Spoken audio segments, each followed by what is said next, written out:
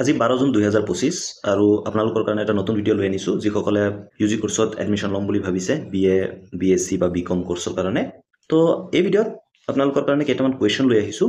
যিকেইটা টপিকৰ ওপৰত মই আলোচনা কৰিম তো প্ৰথম কুৱেশ্যনটো হ'ল আজি সেকেন্ড মেৰিট লিষ্ট কেতিয়া দিব দ্বিতীয় কুৱেশ্যনটো হ'ল ফাৰ্ষ্ট কলেজত এডমিশ্যন ল'লে সেকেন্ড মেৰিট লিষ্টত নাম আহিবনে কোনোবা এখন কলেজত তৃতীয় প্ৰশ্নটো হ'ল কোনসকলে ফি ৱেইভাৰ পাব অৰ্থাৎ ফ্ৰী এডমিশ্যন পাব 4 নম্বৰ কুৱেশ্যনটো হ'ল অলৰেডি এবাৰ এডমিশ্যন লোৱাৰ পিছত সেকেন্ড টাইমৰ কাৰণে ফ্ৰী এডমিশ্যন হ'বনে নাই 5 নম্বৰ কুৱেশ্যনটো হ'ল যে মেৰিট লিষ্টত নাম আহিলে কেতিয়ালৈকে আপোনালোকে এডমিশ্যন লৈ থাকিব পাৰিব আৰু একেবাৰে শেষৰ কুৱেশ্যনটো হ'ল যে সেকেন্ড মেৰিট লিষ্ট যদি নাম নাহে সেকেন্ড মেৰিট লিষ্টত যদি কোনোবা এখন কলেজত আপোনালোকৰ নাম নাহে তেনে ক্ষেত্ৰত আপোনালোকে কি কৰিব তো ভিডিঅ'টো মন দি শুনিব আপোনালোকে ভিডিঅ'ৰ স্ক্ৰীনটো নোচোৱাকৈ আপোনালোকে ভিডিঅ'টো চাব পাৰিব আপোনালোকে জাস্ট কথাখিনি মন দি শুনিব ইয়াত কথাখিনিহে গুৰুত্বপূৰ্ণ তো প্ৰথম কথা হ'ল যে সেকেন্ড মেৰিট লিষ্ট কেতিয়া দিব তো আপোনালোকক কৈ থওঁ যে আজি 12 জুন আৰু 12 জুন তাৰিখে সেকেন্ড মেৰিট লিষ্ট পাব্লিছ কৰাৰ কথা আৰু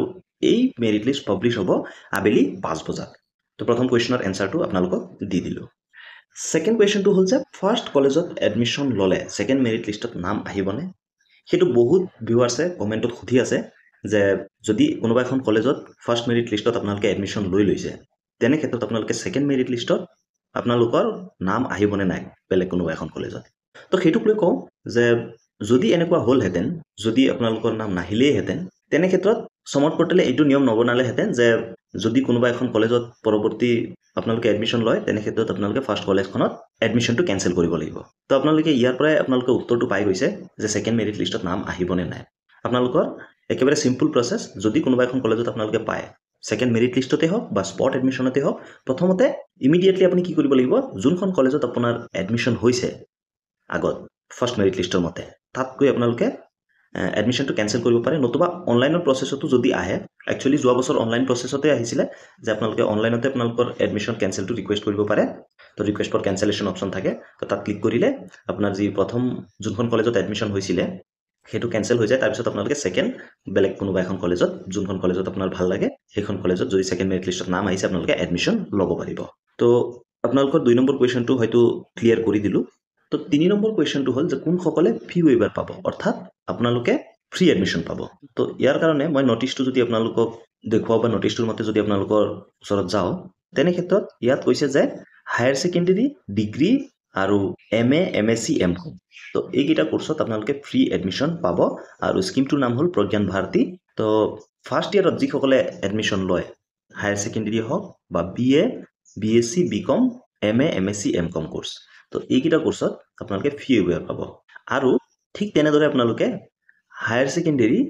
সেকেন্ড ইয়াৰ BA সেকেন্ড ইয়াৰ BSc সেকেন্ড ইয়াৰ BCom সেকেন্ড ইয়াৰ কোৰ্সতো যদি ফাৰ্ষ্ট ইয়াৰত আপোনালোকে ফ্ৰী এডমিশ্যন পাইছিলে তেনে ক্ষেত্ৰত কিন্তু আপোনালোকে সেকেন্ড ইয়াৰতো ফ্ৰী এডমিশ্যন পাব আৰু BA BSc BComৰ কাৰণে থাৰ্ড ইয়াৰতো আপোনালোকে ফ্ৰী এডমিশ্যন পাব কিন্তু আপোনালোকৰ যদি এডমিশ্যনটো ফাৰ্ষ্ট ইয়াৰত ফ্ৰী আছিলে তেনে ক্ষেত্ৰতে আপোনালোকে পাব ঠিক তেনেদৰে সেকেন্ড ইয়াৰত বা ফাইনেল ইয়াৰত MA MSc বা MCom কৰি থকা ছাত্ৰ ছাত্ৰীসকলেও পাব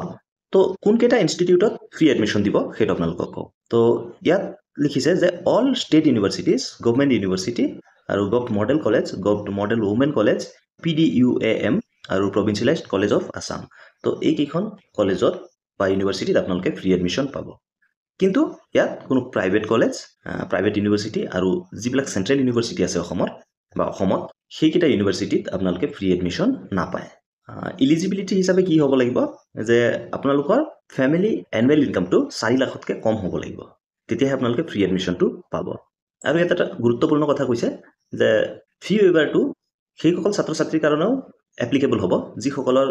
বেক আছে হয়তো বহুত ছাত্ৰ ছাত্ৰী এনেকুৱা ভাবি আছে যে মোৰ যদি বেক লাগি যায় মই ফ্ৰী এডমিশ্যনটো পাম নে নাই সেকেন্ড ইয়াৰত তো তেনেকুৱা একো কথা নাই ইয়াত ক্লিয়াৰলি মেনশ্যন কৰিছে যে যদিও আপোনালোকৰ আগৰ সেমিষ্টাৰত বা আগৰ এক্সামিনেশ্যনত বেক পেপাৰ আছিলে তেনে ক্ষেত্ৰতো কিন্তু আপোনালোকে ফ্ৰী এডমিশ্যনটো পাব আৰু প্ৰুফ হিচাপে কি লাগিব আপোনালোকৰ প্ৰাইমেৰী ডকুমেণ্ট যিটো হয় সেইটো হ'ল ৰেচন কাৰ্ড তো যদি আপোনালোকৰ ৰেচন কাৰ্ড আছে আপোনালোকে ফ্ৰী এডমিশ্যনটো ল'ব পাৰিব আৰু যদি আপোনালোকৰ ৰেচন কাৰ্ড নাই তেনে ক্ষেত্ৰত আপোনালোকে কিন্তু এখন ইনকাম চাৰ্টিফিকেট দিব লাগিব আৰু সেই ইনকাম চাৰ্টিফিকেটখন ৰেভিনিউ সাৰ্কেল অফিচাৰৰ পৰা সাইন কৰোৱা হ'ব লাগিব বা ইস্যু কৰোৱা হ'ব লাগিব তো এতিয়া নেক্সট কুৱেশ্যনটো লৈ আহোঁ যদি আপুনি অলৰেডি কোনোবা এখন কলেজত ফাৰ্ষ্ট মেৰিট লিষ্টত এডমিশ্যন লৈ লৈছে তেনে ক্ষেত্ৰত যদি সেকেন্ড মেৰিট লিষ্টত কোনোবা এখন কলেজত আপোনালোকৰ নাম আহে তেনে ক্ষেত্ৰত আপোনালোকে ফ্ৰী এডমিশ্যন পাবনে নাই তো ইয়াত মই আপোনালোকক এটা পইণ্ট দেখুৱাওঁ নটিছটোৰ মতে যিটো কৈছে। তো নটিছটোৰ মতে সিহঁতে কলেজবিলাকত ইনষ্ট্ৰাক্ট কৰিছে যে আপোনালোকৰ যদি ফ্ৰী এডমিশ্যন হয় কোনোবা এখন কলেজত, আপোনালোকৰ মাৰ্কশ্বিটৰ বেক চাইডে কিন্তু এটা চিল বা মোহৰ মাৰি দিব, ৰবৰ চিল বা মোহৰ মাৰি দিব, যেন আপোনালোকে বহুত কেইখন কলেজত ফ্ৰী এডমিশ্যন বিচাৰিব নোৱাৰে। তো এইটো টপিক লৈ অকণমান ডাউট আছে যে যিহেতু কোনোবা এটা ষ্টুডেণ্ট বা কোনোবা এজন ষ্টুডেণ্টে কোনোবা এখন কলেজতহে এডমিশ্যন ল'ব, প্ৰথম যদিও চিল মাৰি দিয়ে, হয়তো ছেকেণ্ড কলেজখনত আপোনালোকক সুধিব পাৰে যে সেইখনত আপোনালোকে ফ্ৰী এডমিশ্যন লৈছেনে নাই, বা আপোনালোকৰ মাৰ্কশ্বিটটো চালে সিহঁতে গম পাই যাব। কিন্তু তাৰ পিছতো যিহেতু আপুনি তাৰ পৰা উইথড্ৰ কৰি লৈ আনিছে, যিহেতু আপোনাৰ এডমিশ্যনটো তাত কেঞ্চেল কৰে, আপোনালোকে বেলেগ এখন কলেজত এডমিশ্যন ল'ব গৈ আছে, তো তেনে ক্ষেত্ৰত আপোনাক ফ্ৰী এডমিশ্যন দিয়ে নে নিদিয়ে সেইটো কলেজত গ'লেহে গম পোৱা যাব। এতিয়ালৈকে একো ক্লিয়াৰিফিকেশ্যন মোৰ হাতত নাই, আপোনালোকে ক্ষমা কৰিব, কাৰণ ইয়াত যি ষ্টেটমেণ্ট দিছে বা ইয়াত যি যুক্তিটো দিছে যে আপোনালোকে যেন বহুকেইখন কলেজত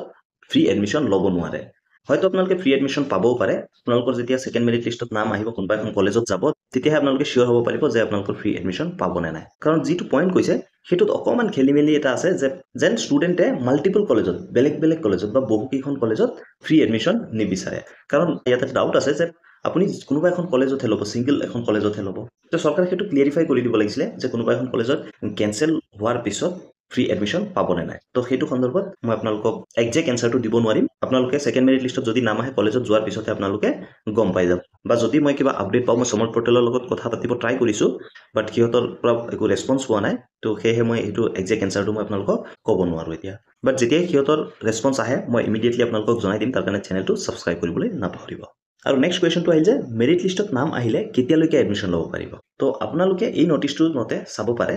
যে যিহেতু অসমত বান পৰিস্থিতি চলি আছে, সেয়েহে যদি এবাৰ আপোনাৰ ফাৰ্ষ্ট মেৰিট লিষ্টত নাম আহি যায় বা ছেকেণ্ড মেৰিট লিষ্টত নাম আহে, যদি আপুনি একচেপ্ট কৰিলে, যদি ফাৰ্ষ্ট মেৰিট লিষ্টত নাম আহে আপুনি স্পট এডমিশ্যন চলি থকালৈকে আপোনালোকে এডমিশ্যন ল'ব পাৰিব। ছেকেণ্ড মেৰিট লিষ্টৰ এডমিশ্যন চলি থকা টাইমতো ল'ব পাৰিব বা স্পট এডমিশ্যনৰ টাইমতো আপোনালোকে ল'ব পাৰিব, যদি আপুনি অফাৰটো একচেপ্ট কৰি দিছিলে। আৰু যদি ছেকেণ্ড মেৰিট লিষ্টতো নাম আহে সেইটো কিন্তু আপোনালোকে স্পট এডমিশ্যনলৈকে ল'ব পাৰিব, যিহেতু অসমত বান পৰিস্থিতিয়ে দেখা দিছিলে। তো নেক্সট কুৱেশ্যনটো লৈ আহোঁ যে ছেকেণ্ড মেৰিট লিষ্টত যদি নাম নাহে আপোনালোকে কি কৰিব। তো এইটো এটা গুৰুত্বপূৰ্ণ টপিক যে যদি ছেকেণ্ড মেৰিট লিষ্টত নাম নাহে আপোনালোকে স্পট এডমিশ্যনৰ কাৰণে আবেদন কৰিব লাগিব, অৰ্থাৎ আপোনালোকে স্পট এডমিশ্যনৰ কাৰণে যাব লাগিব। তো স্পট এডমিশ্যন কি আপোনালোকৰ কাৰণে এটা ভিডিঅ' বনাম, কমপ্লিট ভিডিঅ' বনাম, হয়তো আপোনালোকে আজি বা কাইলৈ পাই যাব যে স্পট এডমিশ্যন কি হয়, আপোনালোকে কেনেকৈ স্পট এডমিশ্যনৰ কাৰণে আবেদন কৰিব, বা স্পট এডমিশ্যনত আপোনালোকে কেনেকৈ আপোনালোকৰ ছিটটো পাব, কোনখন কলেজত গ'লে আপোনালোকে স্পট এডমিশ্যন পাব বা আপোনালোকৰ যি এডমিশ্যন হয় সেইটো কনফাৰ্ম হ'ব। আপোনালোকে স্পট এডমিশ্যনৰ কাৰণে ঘপকতে এপ্লাই কৰি নিদিব, তাত কিছুমান টেকনিক আছে যিটোৰ সহায়ত আপুনি এপ্লাই কৰিলে আপোনালোকৰ এডমিশ্যনটো পোৱাৰ চান্সেছটো আছে। নহ'লে আপোনালোকে কিন্তু স্পট এডমিশ্যনত বহুত খেলি মেলি কৰিব, কাৰণ যোৱা বছৰতো স্পট এডমিশ্যনক লৈ কিন্তু বহুত প্ৰব্লেম হৈছিলে। তো আপোনালোকক কৈছোঁ যে আপোনালোকে যদিও ছেকেণ্ড মেৰিট লিষ্টত নাম নাহে আপোনালোকে স্পট এডমিশ্যনৰ কাৰণে যাব পাৰিব, কিন্তু স্পট এডমিশ্যনত আপোনালোকে অতি সাৱধানে এপ্লাই কৰিব লাগিব। কোনখন কলেজত যাব, ক'ত গ'লে আপোনালোকে স্পট এডমিশ্যন পাব, বা কেনেকৈ আপোনালোকে যাব, কি চাই আপোনালোকে আবেদন কৰিব, সবিশেষ নেক্সট ভিডিঅ'টোত আলোচনা কৰিম। তাৰ কাৰণে চেনেলটো ছাবস্ক্ৰাইব কৰিবলৈ নাপাহৰিব। তো এই ভিডিঅ'টো যদি ইনফৰ্মেটিভ লাগে লাইক এটা কৰি দিব, চেনেলত নতুন হ'লে ছাবস্ক্ৰাইব কৰি দিব, লগতে বেল আইকনো দবাই দিব। আৰু আগলৈও এনেকুৱা ইনফৰ্মেটিভ ভিডিঅ' পাই থাকিবলৈ এই চেনেলটো ছাবস্ক্ৰাইব কৰিবলৈ নাপাহৰিব। ধন্যবাদ। জয় অসম।